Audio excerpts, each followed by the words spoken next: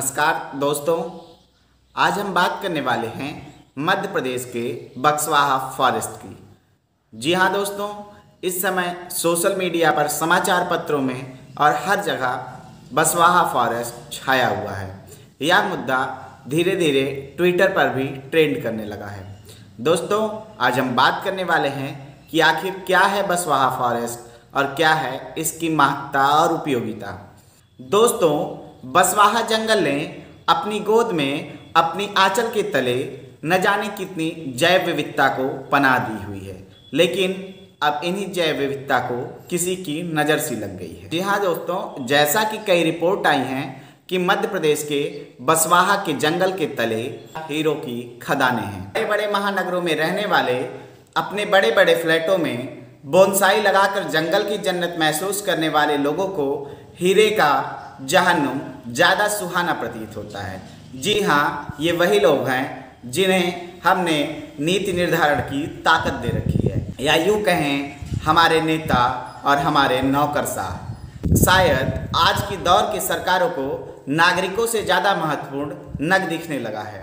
वह यह नहीं समझते कि इस नुकसान की भरपाई हम आने वाली कई पीढ़ियों तक नहीं कर पाएंगे, क्योंकि जंगल का निर्माण एक सतत चलने वाली प्रक्रिया है और अगर इस प्रक्रिया को हम बाधित करते हैं तो पुनः कभी इस प्रक्रिया को उस स्तर पर हम स्थापित नहीं कर सकते हैं। दोस्तों, जैसी सूचना है कि मध्य प्रदेश के बक्सवाहा फॉरेस्ट में हीरो की खदान पाई गई है। इन्हीं हीरो की खदान की प्रलोभन में सरकारों ने कुछ ऐसी नीतियां बनाई कि लगभग जंगल की 50 एकड़ से अधिक जमीन उन्होंने देश के कुछ बड़े उद्योगपतियों को सौंप दी। लेकिन इन बड़े उद्योगपतियों ने मात्र 50 एकड़ जमीन पर अपने कार्य को संपादित करना असंभव बताया। फिर क्या था, इन्होंने सरकार से लगभग 200 एकड़ से अधिक और जंगल की मांग कर दी। इनका कहना था जो भी हम उत्खनन करेंगे उससे निकलने वाला जो मलबा होगा उसे हम कहाँ डंप करेंगे। और हमारी सरकारों ने भी इनके पक्ष में अपने नीतियों का निर्धारण करना शुरू कर दिया है। दोस्तों, हमारी सरकार को, हमारे नीति निर्धारकों को यह समझना होगा कि नग से महत्वपूर्ण हमारे लिए नागरिक हैं। अभी हमारे बीच से सच्चे पर्यावरण प्रेमी, सच्चे पर्यावरण सेवक, या यूँ कहें धरती पुत्र को विदा लिए हुए चंद समय ही हुए थे कि देश के पर्यावरण प्रेमियों में होने वाली खबर सामने आ गई। जी हाँ दोस्तों, अभी सर सुंदरलाल बहुगुणा को विदा लिए चंद दिन ही हुए हैं, लेकिन हमारी सरकारों ने उनके सपनों के खिलाफ ही अपने नीति का निर्धारण करना शुरू कर दिया है। शायद हम सर सुंदरलाल बहुगुणा को सच्ची श्रद्धांजलि नहीं दे सके। सर सुंदरलाल बहुगुणा का एक प्रसिद्ध कदम था इकोलॉजी इज परमानेंट इकोनॉमी, लेकिन शायद हमारी सरकारें ये समझ नहीं पा रही हैं। इन बातों के निहितार्थ को, इन बातों के अर्थ को समझने के लिए सरकारों को कड़ी मशक्कत करनी होगी। हमारे नीति निर्धारकों को ये देखना होगा कि इन चंद शब्दों में उन्होंने कितनी बड़ी बात कही थी। जी हाँ दोस्तों, आज के परिप्रेक्ष्य में अगर इन बातों की हम महत्ता देखें तो ये कहीं ना कहीं सर्वोपरि सिद्ध होती है।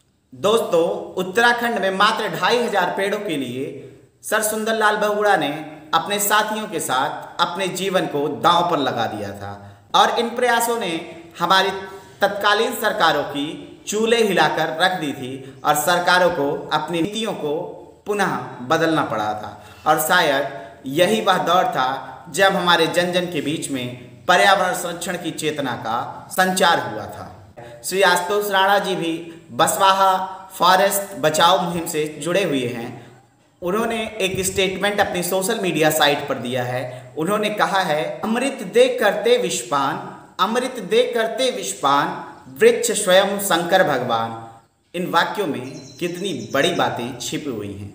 मतलब वृक्षों ने हमें प्राणवायु ऑक्सीजन दिया और हमारे द्वारा उत्सर्जित कार्बन डाइऑक्साइड को सोखने का प्रयास किया। अगर 2.5 लाख पेड़ों की बात करें तो लगभग यह प्रत्यक्ष रूप से 15 लाख नागरिकों को स्वच्छ ऑक्सीजन प्रदान करने का कार्य करता है। बक्सवाहा फॉरेस्ट की गोद में पता नहीं कितनी जैव विविधताएं पल और बढ़ रही हैं, लेकिन अगर हमने बक्सवाहा फॉरेस्ट के साथ खिलवाड़ की तो शायद हम इन्हें खो देंगे। ऐसा करने के बाद हमारी आने वाली पीढ़ियां हमें माफ़ नहीं करेंगी। हम हर उस दौर में और अधिक शक्तिशाली बनकर खड़े हुए जिस दौर में हमारे साथ, हमारे लोगों के साथ, हमारी भावनाओं के साथ अत्याचार हुआ।